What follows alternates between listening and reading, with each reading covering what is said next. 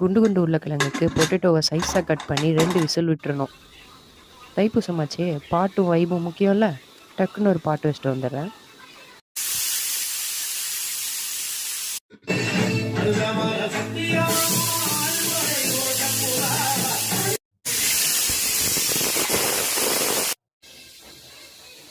சாமி கும்பிட்டு தான் சாப்பிடணும், அதனால ஒரு குட்டி காஃபி பிரேக்.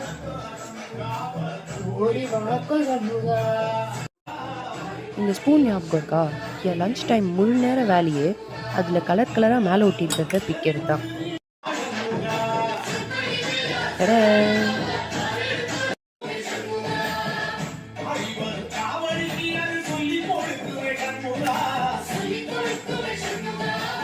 காஃபி ஆறிடும், குடிச்சிட்டு வந்துடுறேன். அப்புறம் இந்த உப்பு காற்று ஊத காற்று பாட்டு, நான் இது வரைக்கும் நினச்சிட்டு இருந்தேன் இந்த மாதிரி ஸ்லோ பாட்டெலாம் நம்ம பெருசாக வைப் பண்ண மாட்டோன்ட்டு.